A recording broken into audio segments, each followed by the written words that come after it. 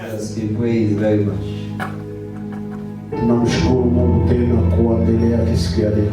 We thank God again to be before Him today. Yeye ameturuhusu, amependezwa tuwe hapa. He has enabled us, pleased for us to be here. Lakini si kwa nguvu zetu. But it's not by our might. Kuna wenye nguvu ambao walikuwa na nguvu. There are those with power who have power. Lakini wametoweka ndani ya wiki. But they've been passed away this week. Kuna wale ambao wako na mali. There are those who have the wealth. Nadhani wanashindwa, hawajui tena hesabu yazo. And I'm sure they do not count or unable to count anymore. Lakini wako ndani ya vitanda vya magonjwa. But they're in the beds of sickness. Na kama huyu mtu wangemwambia pana yote. And if this person, they could have told them, give all. Lakini upone. For you to be well. Angelipana. He or she could have given. Mungu atusaidie sana. May God help us very much. Lakini hata kama unapana yote. But even if you give all. Kama Mungu mwenye analitaka dawa hayaleta. If God who brings the medicine, He hasn't brought. Yote itakuwa bure. Everything will be nothing. Sasa tuko tunaongea. Now we are speaking. Kuko wengine wako ndani ya avion. There are others who are in the flights. Banatoka pande ngambo fulani ya dunia. They are coming from one end of the world. Na kwenda ngambo fulani nyingine ya dunia. And to go into the other end of the world. Wanajua kule juku kwako wanganga wazuri. They know there is where there is good doctors. Na wale watatutunza. And those who will heal us. Lakini bahati mbaya. But unlikely. Kuko wanaendaka. There are those who go. Alienda iko anaongea kadogo. They went and they are speaking a little. Anarudia iko mkarto. They are coming back in a box. Amen. Amen. Si ni kweli? Alienda iko anaongea kadogo. They went and they are speaking a little. Na alijua kwenye anaenda kupata wale wanajua tunza. And they know where they are going. We are going to receive illness. Lakini senye pumuzi imetoka. But when the breath banamfukuza ndani ya karto. And they are crumbled in the salad box. Anakuwa kama marchandise. Vitu vya kujisha. They are just some things of selling. Na wanamulipisha bei ya kulipia vitu vya kujisha. And they charge the person like they charge the things. Haiko tena bei ya kichwa ya mtu, lakini bei ya karto. It's not anymore as a price of a head of a person, but it's a price of a box. Ndio maana. And that's why wakati mwili yako inaitika, when your body accepts, ni wakati yako ya kujua nani mwenye alikuumba. It's your time to know who created you.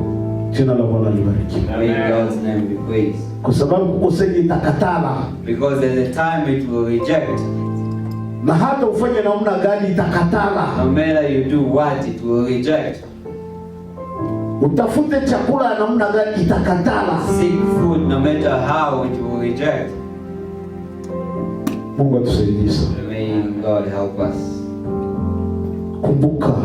Remember. Muumba wako. Your creator. Kwa wakati. At the time. Ya ujana wako. And your youth. Wakati ya ujana wako ni wakati uko mzuri. In your youth is the time you are well. Wakati uko na nguvu. Is the time you are in power. Mungu atusaidie sana. May God help us very much. Hatuko pale. We are not there. Lakini nitatu nikwambie ile. But I just wanted to tell you that. Kwa sababu watu wanazania wakati wanaingia kanisani. Because people think when they go to church, wanaenda poteza. They go to lost. Ile saa mbili ama saa moja wanapoteza. The 2 hours or the 1 hour they are losing it. Lakini acha nikwambie. But let me tell you. Hii saa moja unapoteza hapa. This 1 hour which you lose here. Kuko wakati inaweza kuwa shida ya nguvu kwa maisha yako. There's a time when it can be a very hard time. Na wewe unasimama unaambia Mungu kumbuka. And you stand and tell God, remember. Saa mzima nilimaliza pale kwa kanisa. 1 full hour I spent at the church. Nilipita ndani ya snow mpaka nikafika kwa kanisa. I went through snow until I reached the church. Sikuona baridi. I did not see the cold. Sikuenda kwa kanisa juu mimi nenda jipendeza kwa kanisa. I did not go to church so that. Lakini nenda kwa kanisa juu nisikie neno lako. But I go to church so I might hear your word. Hakika niko nakwambia ile kama ukakumbuka kumwambia Mungu vile. Truly I'm telling you, if you remember to tell na uko mbele za Mungu kabisa and you are in front of God truly, utaangalia ile magumu ikwenda kuzunguruka. You will see all the hardships surrounding you. Usiku moja tu. Just one day inashanji. It changes. Mungu atusaidie sana. May God help us. Si ndio tunaonesha kama Mungu iko mbali. It's us who shows that God is far away. Lakini ukajua Mungu. But if you know God, Mungu iko karibu sana. God is very near. Amen. Amen. Amen. Amen. Tuangalie ndani ya vitabu vyetu. Let's look inside our books. Ndani ya kitabu cha Wafalme wa Pili neno la leo. Inside the 2 Kings, today's word. Neno la leo, kichwa ya neno la leo. Today's word, the title of today. Tutazungumza kidogo tu. We will just speak a little. Juu ya tamaa. Of desire. Tamaa. Desire. Kila mwanadamu, every human being, iko na tamaa. Has a desire. Ana tamaa. Desiring something. Sasa tutazungumza juu ya hasara ya tamaa. We speak now with the consequences of desiring. Amen. Amen. Amen. Bajeni wanaanza sema hapa sasa tunakuwa mafundisho ya mama. And now the youth might say here we are in the teachings of the mothers. Mungu atusaidie sana. May God help us very much. Kesho mtakuwa mama. Tomorrow you will be the mothers. Kesho mtakuwa baba. Tomorrow you will be the fathers. Na sisi tutakuwa tumeisha pita. And us will just be passing. Bwana Yesu asifiwe. May God help be praised. Juu ya tamaa. The reasons of desiring. Hasara ya tamaa. The consequences of desire. Hii tamaa ni kitu gani? What is this desire? Wakati mtu anazaliwa, when a person is born, je, anazaliwa na tamaa? Is he or she born with desiring? Kabisa. The church. Wakati mtu anazaliwa na tamaa. When somebody is born, is he hazaliwi na tamaa? Desiring? No, he is not. Anazaliwa ndio na appetite. Sivyo? He just be born with the need. Kutafuta chakula. The need of seeking. Lakini haiko tamaa. Is not the desiring. Tamaa. The desire. Inafika. It arrives. Kwa maisha ya mtu. At somebody's life. Wakati mtu ameona. When somebody has seen. Wakati mtu amesikia. When somebody has heard. Vile vinasikia vinamletea tamaa. The things which he or she hear. Vile ameona kwa mwenzake vinamletea tamaa. What he has seen from the tamani. And it's start desiring. Na natamani maisha ya mwenzake. Start desiring somebody's life. Mungu atusaidie. May God help us. Tutaangalia ndani ya kitabu cha Wafalme wa Pili. We will look into the book of 2 Kings. Sura yake ya 5 na mstari wake chapter 5 and wa 25 hadi 27. Karibu kwa msomaji kutusomea pale. Chapter 5, 25 to 27. Welcome to the reader.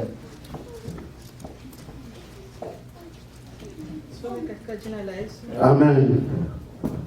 Kisha akaingia ndani na kusimama mbele ya Elisha bwana wake. Elisha akamuuliza Gehazi, ulikuwa wapi? Gehazi akajibu, mtumishi wako hakwenda popote. Lakini Elisha akamwambia, je, roho yangu haikuwa pamoja nawe wakati ule wakati yule mtu aliposhuka kutoka kwenye gari lake ili kulaki? Je, huu ni wakati wa kupokea fedha au kupokea nguo, mashamba ya mizeituni na mashamba ya mizabibu, makundi ya kondoo na mbuzi, makundi ya ng'ombe au watumishi wa kiume na wa kike? Ukoma wa Naaman utakushika wewe na wazao wako milele. Kisha Gehazi akaondoka mbele ya Elisha mwenye ukoma mweupe kama theluji. Amen. Bwana Yesu asifiwe. May Lord Jesus be praised. Bwana Yesu asifiwe sana. Lord Jesus be praised very much. Huyu ni mtu, This is a person, ama ni watu wawili, the two people ambao walikuwa wanatembea which were wakimtumikia Mungu. working for God. Kulikuwa mmoja ni nabii, There was one who was a na prophet, kulikuwa mtumishi wa nabii, and there was a servant of the prophet, na walitembea and they walked, wakimtumikia Mungu pamoja. working for God together. Na huyu mtumishi wa nabii And this servant of the prophet, alitumikia Mungu akijua kama anatumika pamoja na mtumishi wa Mungu. he worked for God knowing that he's working together with the servant of God. Tena hakukuwa ya kusema saa zingine, hapana, And they were not saying maybe, no. kwa sababu alijua namna jinsi huyu mtumishi alikuwa anatumikia Mungu Because he knew how this servant was working ndani ya haki na kweli. in truth and in equal.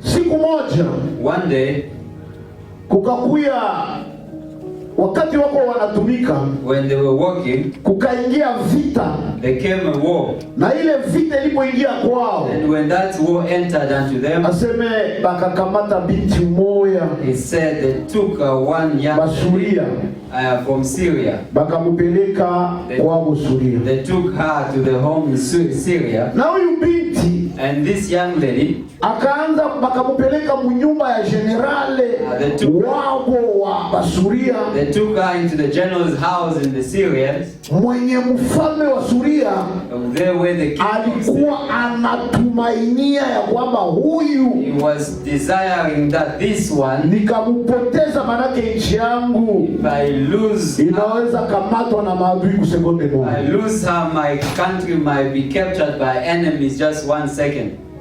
Bwana Yesu asifiwe. May God be praised. Huyu binti asema wakati alikuwa akitumika kule ndani ile nyumba, This young lady, when she was walking inside the house, siku moja ukiwa kuangalia huyu generali kwa anapita, one day she came and looked at the general pastor. sijui alikuwa kifua wazi, I'm not sure if he was a bad chest, akaangalia iko na ukoma. and then he saw if he had a leprosy. Bwana Yesu asifiwe. May God be praised. Bwana Yesu asifiwe sana. May God be praised very much. Teni inafunika ukoma.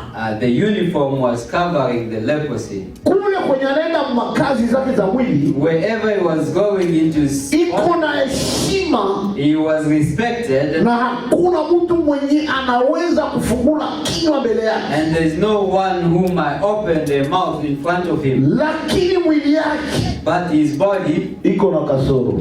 he has a problem. Bwana Yesu asifiwe. May God be praised. Na hii kasoro yenyewe mwili yake iko nayo And this problem, which ni is ukoma. it's leprosy. Huyu mtoto alipoona, And this child, when she saw that akaona huyu mheshimiwa and see this well-respected person, iko na kasoro kwa mwili he yake, has a problem in his body, na mtoto akakumbuka kwao kuko nabii, and the child remembered at home there's a prophet, na huyu nabii anaweza kuonesha huyu, and this prophet can heal this respected person. ishapokuwa kama ni patro, No matter is a rich person, lakini upatro yake ni wa kuzaraulika kwa sababu iko na kasoro kwa mwili. but his worthiness Mungu atusaidie is sana. disregarded because he has a problem. Huyu mtoto akaenda kwa bibi ya huyu mkubwa, This child went to the wife of the elder akamwambia, mama, and he said, "Mother, laiti kama huyu bwana wako maybe this happened. angelienda kukutana na mtumishi wa Mungu anakuwa kwetu, If he could have gone to meet the servant of God, anaweza kukuponya hii kasoro. he might be healed with this problem which he has. Mungu atusaidie sana. May God help us. Na maneno Biblia alitembea nenda ambia Bwana. And she go and tell the husband. Biblia inasema bakafika kwa mfalme. And the Bible says it arrived at the king. Mfalme akaandika barua akaitumia mfalme wa Israeli. And the king wrote the letter and sent to the king of Israel. Mfalme wa Israeli kusoma barua. And the king of Israel to read the letter. Akaita watu wake akasema angalia uchokozi ya And he called his people and said, look at this Syrians causing trouble. Mie ni nani? Who am I? Ili niuwe tena niponeshe. So that I might kill and heal. Maneno wakati ilifika kwa mtumishi wa Mungu. When the word reached the servant, akamwambia kwa nini ulilarua mavazi yako? They say, why have you torn? Ambia ule akuye. Tell that person to come. Amen. Amen. Amen. Amen. Kama mtu anaenda kwa mganga, if a person goes to the doctor, anaenda mikono wazi? Does he go empty-handed? Ndugu yangu. Si hapana? No. Anaenda na pesa. He goes with money. Sasa zingine watanilomba kule. Maybe they will ask me over there. Anaenda na vitu vyenye vinaweza kusaidia kule. He or she goes with things that might help. Huyu mama ninaye aseme wakamfungia vitu. And this mother says the things were folded for her. Kama maskini atenda kwa mganga tafute mpesa mdogo. Matajiri na atenda kwa mganga vya mingi sana vile.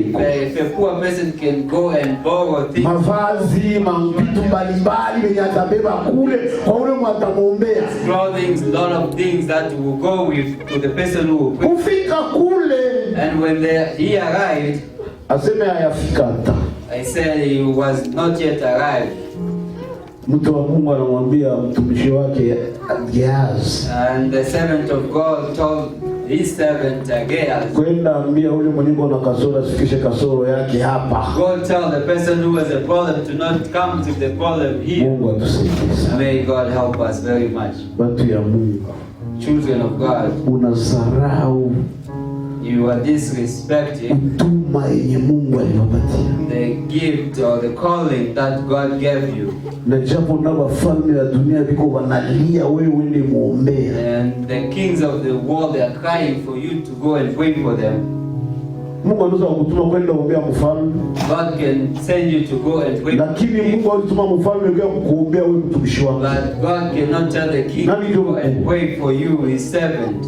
Ninauliza nani ndio mkuu hapa? Who is an elder? Wewe wakati Mungu anakutuma kwa ule mfalme atapiga magoti usimame. Wewe unasimama uanze kuombea. You when God send you the alafu hakuna siku Mungu atatumaga mfalme wende kwa mtumishi wangu apige magoti mfalme. But there's not even one day that God will send a king go to my servant, not even one day. Kwa nini? Why? Tunajidharaulisha. We are disrespecting ourselves. Mungu atusaidie. May God help us.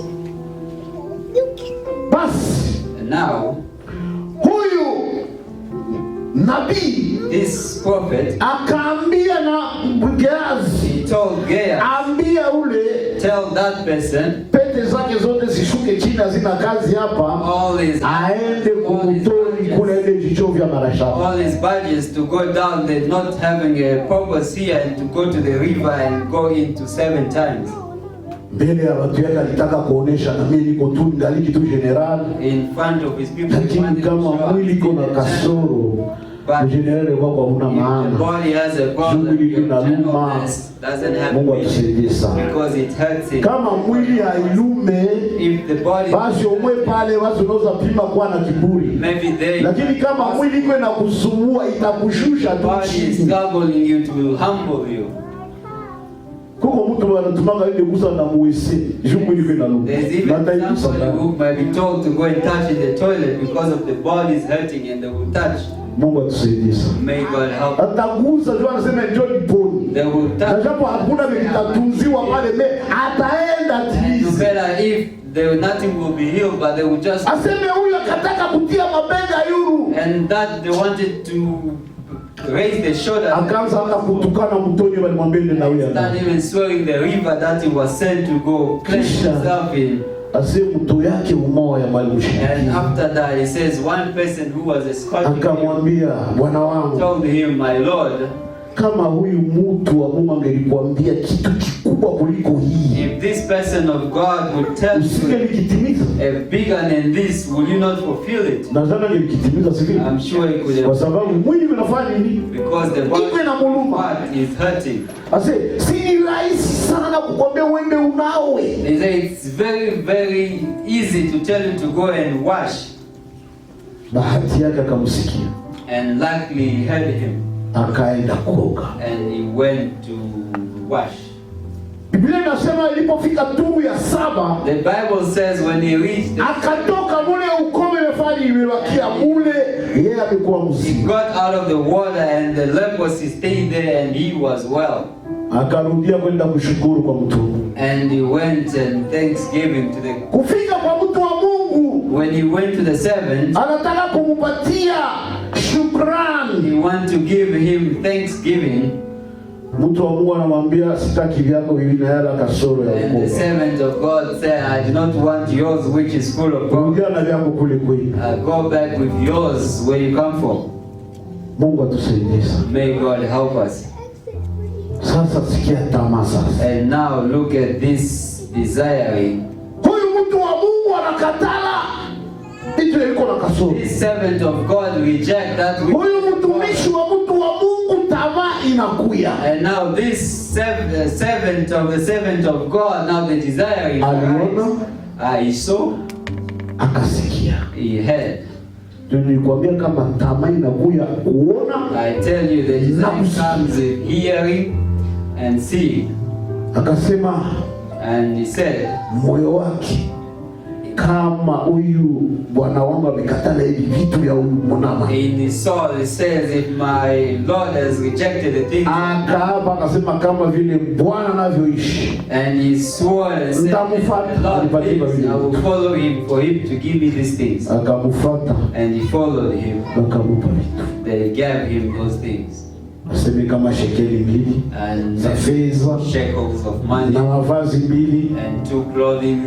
Akarudia And he akaenda kept kufichika. back and went to hide them. Kisha kwe tumesoma kwa mama amesoma sasa, njoo hapa, Here where we anaenda sasa kukutanana na bosi yake. where he went now to meet with his boss. Bosi anawaambia unatoka wapi? And the boss asked him, where are you coming from? Oliange nilimwambia tameli nipanda nikaenda kuomba vitu kule. Instead of telling him the desire, I went to ask for the Bwana wangu mtumishi wako hakutoka hapa. It says, my Lord, your servant didn't remove from here. Ola lenda danganya kule kujina ya ule bwana wake. And he went to lie there in the name of his Lord. Kama tamaa inawaka, When the desire is on fire, inakutosha kwenye ulikuwa mzuri, it removes you where you are well, inakupeleka fasi kwenye tenda kuangamia. and it takes you where to go and destroy you. May God help us. Alafu And then huyu anamwambia, this person tells, moyo wangu haikwenda na wewe. did my soul not go with you? Wakati ule mtu alikusimamia When that person stood for you na akakupokea. and he received you. Mungu atusaidie sana. May God help us very much. Sikia vile anamwambia pale. Look, listen here. Hii ni wakati ya kupata mavazi, This is the time of receiving the clothing, kupata watumishi, to receive the servant, kupata mangombe na to mangamia, receive the cows and the kupata camels, makondoro. to receive the sheep. Ndugu yangu, kianza nilomba vitu viwili tu. Gay has just requested, Lakini hapa wanamupatia listi but here they give ya vitu mbalimbali vyenye haiko njoo wakati ya kuvipata. of many things, but it was not the time of receiving those things. Mungu atusaidie sana. May God help us very much. Watu wakati wanawaka tamaa, When the desire is hot, wanaangalia kila kitu. they look at everything. Yeye peke anajua kama sio wakati He himself knows that yangu ya kufikia hiki kitu, of mine to arrive at lakini anataka apiganishe ikuwe ndio wakati to be the yake ya kufikia kile kitu. place to arrive at that thing. Na ndani roho inamwambia sio wakati And inside the soul is telling it's not the moment. Lakini wakati tamaa inapanda, hayo inamuonesha kama ni wakati. But at the time the desire increases, then it's telling them this is the moment. Sasa inaenda fika pale. When the time arrives, Benye litafanya litaharibisha ndio maisha yake. Things which you will Hali ya kuongoza maisha life instead of living his life. Mungu atusaidie. May God help us very much. Gehazi hakuogopa kama iko pembeni ya mtu mwenye anaona na vyote viko vinatembea mtumishi. Gehazi was not afraid that he was in before the person who sees everything that passes in the world, but the desire had increased. Hasara ya tamaa, the consequences of the desiring, inafikaka, it arrives, na kisha wewe mwenye ulikuwa uliwaka tamaa, and you inakuletea tena nilifanyiaka hii nini, and it brings and say, what did I ever done with this one? Mama ambaye alituzala, the mother who gave birth to us, aliishi ndani ya shamba ya Eden. She lived inside of the Garden of Eden. Hakukuwa na probleme yoyote. She had no problem with anyone. Matunda ilikuwa pale. The fruits were there. Hakuna siku aliwazaka kwenda kuikata. There is not even one day she thought of going and fetch. Alikuwa anaiona. She saw it. Na walimwambiaka ukakata ukakula utakufa. They told her if you cut it. Lakini wakati alisikia, but when she heard, tamaa ikawaka. The desire increased. Macho ikaanza itamani. The eyes start desiring. Mbele hayasikia, alikuwa hana tamaa nayo. Before she had, alikuwa anatosheka na viliko navyo. She was satisfied. Lakini wakati alisikia neno, but when she heard the word, tamaa ikakuja. The desire arrives. Na ile tamaa, and that desire, mpaka leo kizazi yake tunakufa. And until today, generations will hasara ya tamaa. The consequences of desire. May God help us. Kizazi tuko tunakufa. And we are dying. Tunalia tunakufa. We are crying. Hakuna kitu kilileta ile kukufa, ni hasara ya tamaa ya mama yetu wa kwanza. Nothing that brought that dying, but it's the consequences of the desire of our first mother. Judah anatembea na Yesu, walking with Jesus, na wanafanya kila kitu na Yesu, and they are doing everything with Jesus. Na sidhani kama walikosaka ya kukula wakati Yesu yuko naye. I do not think they lacked something to eat when lakini wakati tamaa, but at the time that the iliwaka ndani ya Yuda, heated inside Judah, akaamua mbaya. He wrongly decided. Tamaa ni kitu mbaya. The desire is the best. Jua kukontrole tamaa. Know how to control the desire. Kama ukashindwa kujua kuikontrole, if you fail to control it, tunaweza chekelea mwenzetu, we might laugh kesho tunaanguka pale, and tomorrow we fall at the same place. Kwa sababu kila mtu, because everyone iko anasikia, hears, kila mtu, everyone iko anaona, sees. Judah, tamaa inawaka, the desire hit, ijapokuwa walisema umoja wenu atanitoa, and even though they said, by among you one of you will give me away, lakini si tamaa ya fedha ilisimama ndani ya Yuda. When the desire of money stood, akasema nenda kule ile vipande yangu 30 ya fedha, I will go over there and receive my 30 of money, and I crucify him. Mimi nataka waulize, I want to ask you, Yuda alikula zile franka? Did Judah eat that money? Alizikulaka? Did he eat the money? Kwa nini hakuzikulaka? Why did he not eat the money? Sama juto iliingia, when the consequences arrived, akazirudisha. I returned them. Nao wakazikataa. And they also rejected it. Sasa ziacha tu pale wakasema sasa ndio wazuze shamba za rafu. And when he just left it there and said, hawezi tena kukula zile kwa sababu zimekuwa najisi. And they cannot eat. Ziko kwa damu ya watu. They already have some. Kwa nini hao wajoka ziko kwa damu ya watu? Why did they not? Na Yuda asijue kwa atamutoa kama ni damu ya watu anataka. And Judah did not know his people's blood that I want to eat. Kwa sababu ya tamaa. Because of the desire. Hasara ya tamaa. The consequences of the desire. kama tamaa inakuja, when the desire arises, look at how to calm it down so that it might not enter into. Wengi wanajaribiwa. Many people are being tested. Haiko Mungu anawajaribu. It's not God who's testing them. Lakini wengi wanapita mu majaribu vipindi mbalimbali juu ya tamaa. They are passing through a lot of consequences because of inamsukuma, inaupeleka haraka, pushing and taking them forward. Ijapokuwa angelitulia, if they could have humbled, hitaji yake angelisikia, their request they could have arrived at it, lakini anakuwa haraka. But they are now coming speeding. Tunakutana wengine waenda kwa manyumba za wafungwa. And that's when you find others went to the houses of sorceries and they give them a medicine. Wanamwambia maisha yetu tunaigaula mu marafiki. Tell your life with divine. Sasa ngetaka anza maisha na kufa. And the time that they wanted to, they should have started. Nadhani mtu liko vinapitika mudini mwe inapitika sema Mungu aliruhusu ni mtu akufe. Do you think everything that is transpiring is allowed? No, others are happening. Mungu atusaidie sana. Huyu wanamwambia nini? What did they tell this person? Aseme ukoma ya Naamani. He said the leprosy of Naaman itakukamata wewe, it will catch you na watoto yako and your children na kizazi yako yote, all your generation, hata milele, forever. Nini naleta hiki? What does brings that? Asena akatoka pale. He said he left there. Alishagonjwa. He was sick. Alizana nenda kamata manguo. He thought he went to. Alizana nenda kamata mali. He thought he went to. Kumbe nenda kamata ukoma. But he went to fetch leprosy. Mungu atusaidie. May God help us. Ukoma walizika mulaki. The leprosy. Sasa wewe unakula vile vya ukoma. And now you eat. Ukoma inakuambukia wewe. The leprosy moves to you. Sasa mtu amegonjwa ukoma, atapona. And when that person now with a leprosy, atapona. Will he now get healed? He'll just die.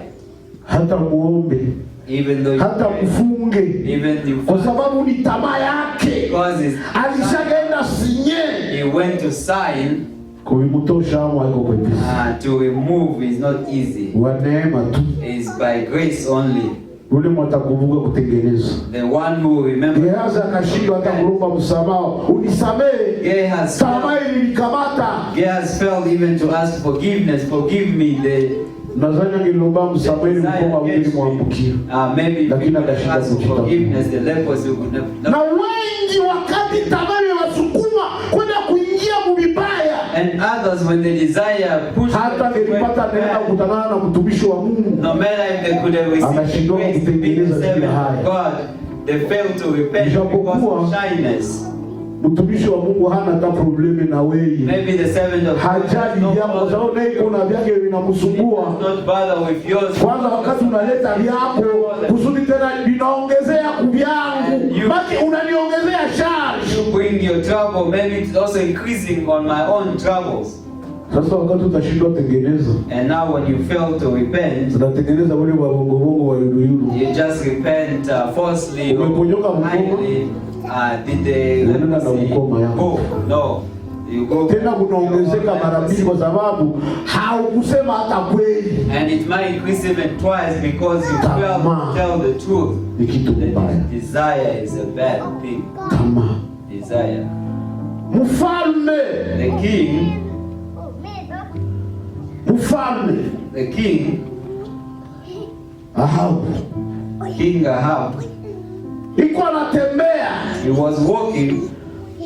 Anaona kashamba kadogo iko pembeni ya kwake. I see a small garden in front of kashamba ka mtu maskini na boti. And garden of a poor person. Anaambia na watu nipatie kashamba ndio ninataka. Give me this garden. Na nyuma bila kupatia kwenye unataka lakini mimi nataka. Give you everywhere that you want but na Mungu anamwambia mfalme. And Nabot tells king. Hii ni urithi ya baba yangu hii. This is the inheritance of my father. Siwezi kupa nafasi kwenye kichwa ya babangu inalala. I cannot give where the head of my father sleeping. Bwana Yesu asifiwe. May God be praised. Mfalme anaenda kwake na tamaa inawaka. King goes to his house and the desire. Wakati tamaa iliwaka na kutanana na mwanamke mwenye naye hana konsei. And And you also find a woman that has no good judgment. naye ni wa tamaa tu sawa And she was naye, also sawa naye. desire like her husband. Anamwambia mfalme, kwa nini unakataa kula? And he tells the king, Asema nisikutana na Naboti bila mluma kale kashamba kake nikienda ni mboga na niima. he says, I've met Naboth and I've gone to ask the garden and Mwanamke mwenye hana shauri. the lady who was, Olia tulize asira ya wanawake na kumtosha ndani tamaa. instead of coming, Anamwambia, wewe uko mfalme ama uko pumbafu ndani ya she mji? said, are you a king or are you some foolishness inside? Mfalme anajipataka na kimya kikua chake anakikamata. Sasa unasema alikuima, hauna haya. And the king takes Kula chakula bila kupatia ile to shamba. say, he rejected to give you, eat and I'll give you this garden. Kwa sababu Bwana ni guruma na tamaa.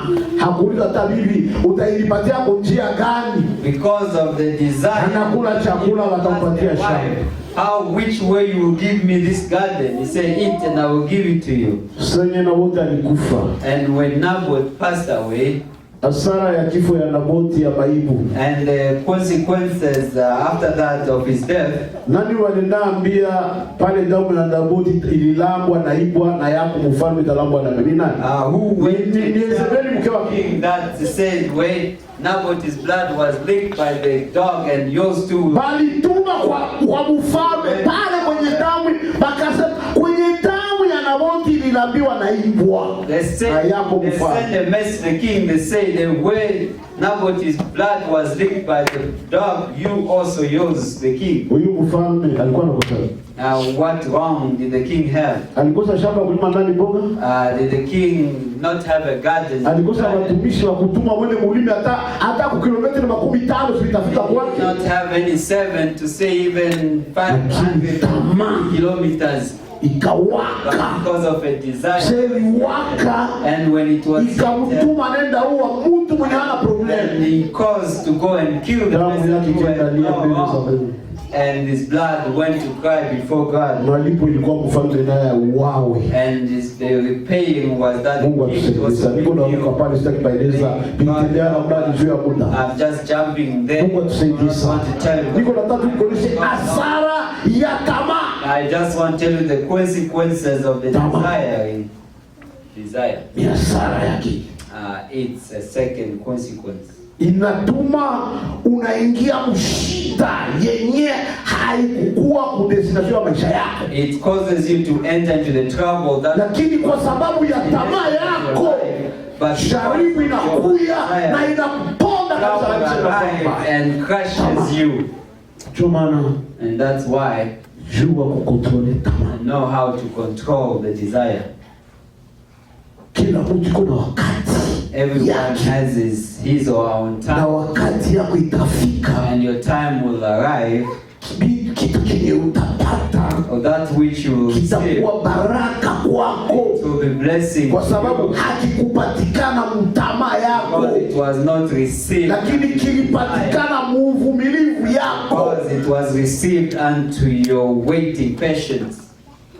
Mungu atusaidie sana. May God help us. Tamaa. Hasara ya tamaa. Consequences of desiring.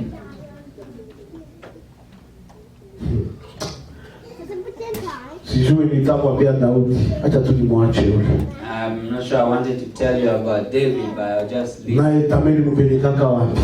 He also waited the desire. Acha tu nimwache. Let me just leave him. Mungu atusaidie sana. May God help. Lakini ile mpeleka fasi mbaya. But him too, it took him to bad place. Neema yake yeye akakumbuka kutengeneza. Grace was he remembered to. Hata alitengeneza. Even though he lakini watoto yake. But his children. Walifanya. What did they do? Kisasi kalipishwa nyumba yake.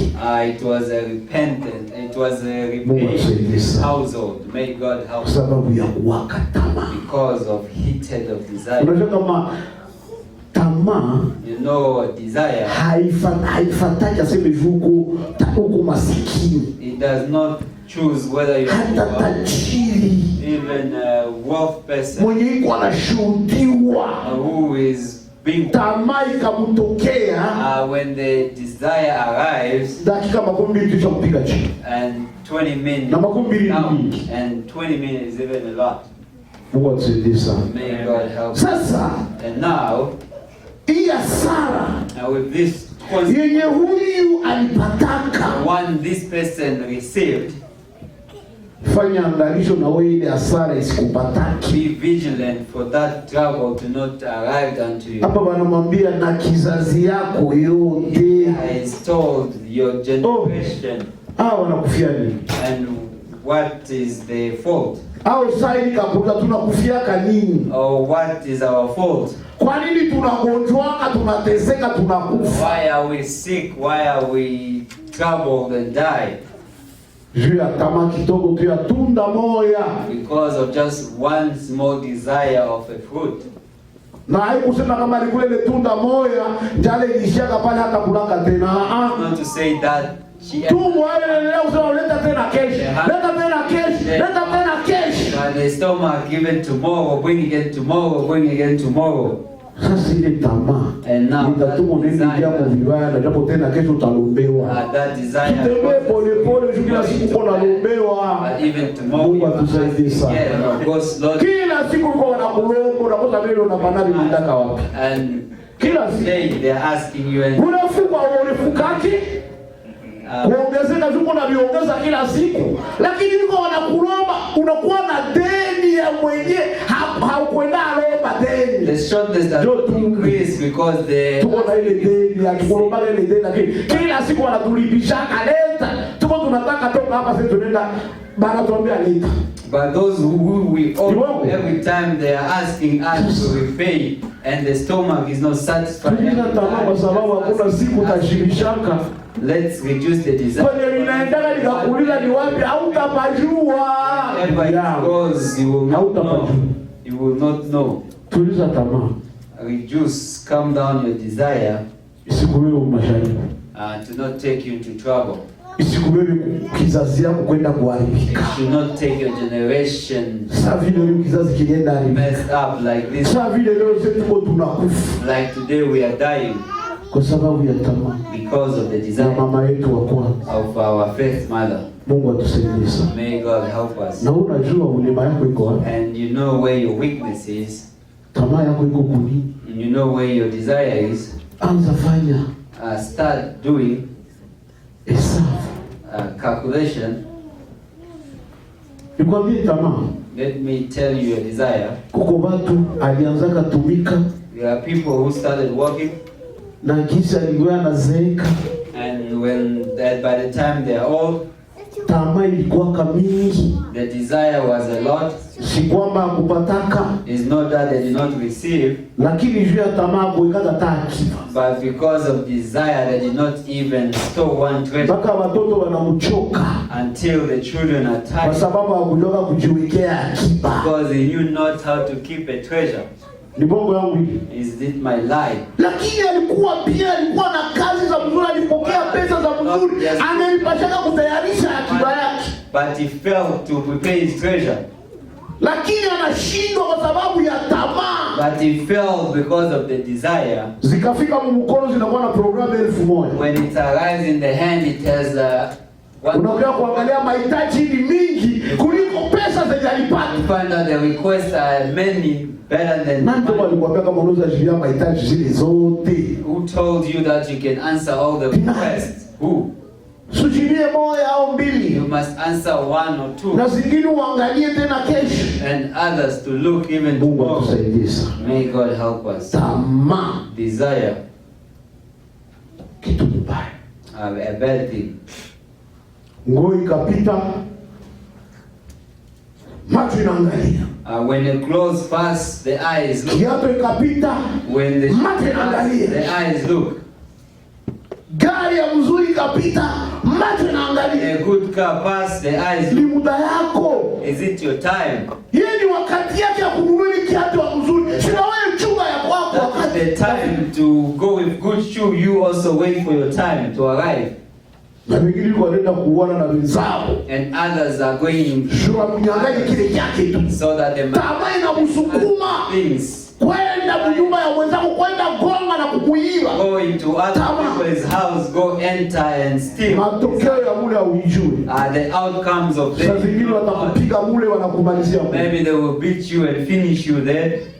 Tamaa, desire, inatuma unasahau kuchunga muda yako. It causes for you to fail to guide your time. Unaona hiyo saa. You see, this is the moment for me to be blessed. You are blessed. And not yet. Leo tunaenda kushamba, tunaenda lima watu yangu. Today we are going to garden, to go and garden. Na kesho tunaenda vuna, inawezekana. And tomorrow we go to harvest. Is it possible? Inawezekana. Is it possible, church? Leo tumekamata majembe sie wote hapa, tunaenda mshamba kulima. Today we are taking the hoes and axes and go to farm. Na kesho sema mtakuja asubuhi tutalamu tena tunasema twende tuvune kwa tulilima jana. Inawezekana. Left and say let's go and harvest where we garden or planted. Possible? No. Biblia inasema imani pasipo matendo inafanya. The Bible says inakufa. It's what it ilifo kuwa na imani na kuitia ndani matendo na uvumilivu. You have to have the faith and put in patience. Jo ile imani na kamata. And that's where the faith. Lakini bila matendo na uvumilivu inakufa. But without deeds and patience. Sasa watu wanapenda leo aende lima na kesho avune. Today to go and garden and joke hazi hapa. Harvest. Ndio maana wanakwambia hii ni saa ya kwenda kukamata ya kupata manguo. Hii ni saa ya kwenda kutafuta makodoro. Hii ni saa kutafuta matumishi. Hii ni saa hapana. The time to go and saa yafika. This is the time for the servant to say no. The time has not arrived. Kuko wakati ya kulima, kuko wakati ya kupanda, kuko wakati ya kupalilia. Pale hayalikula kako tu. You have not done anything. Kuko wakati sasa ya mavuno inakuja ya kupalilia. For harvesting it arrives.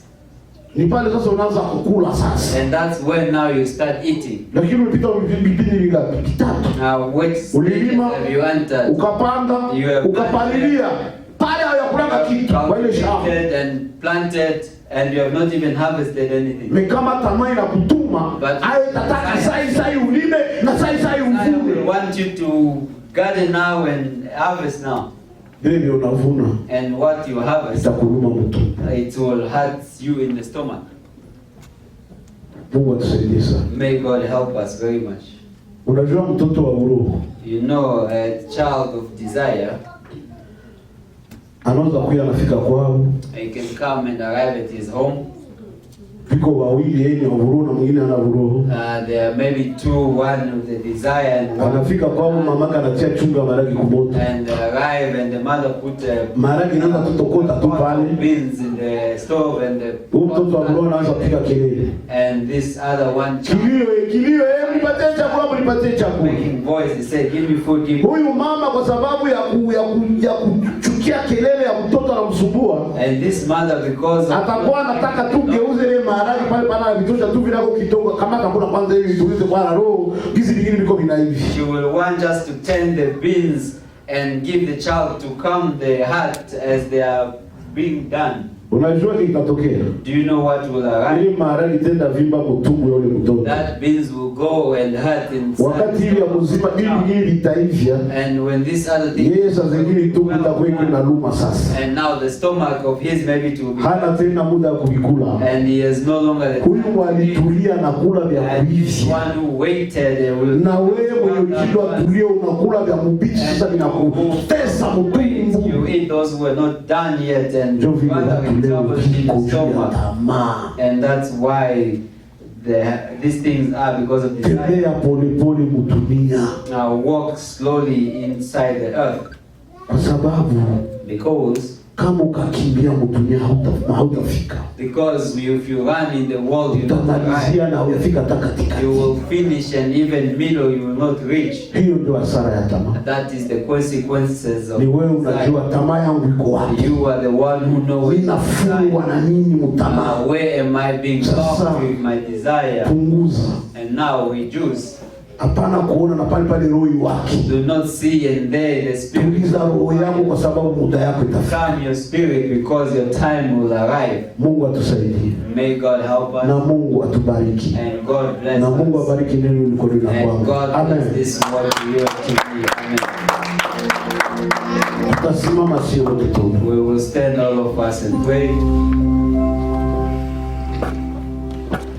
Baba Mungu, uendelee kuwatunza, uendelee kuwaponya, uendelee kuwawezesha kusonga mbele, wasirudi nyuma lakini waendelee mbele, waheshimu neno lako, wakuongoze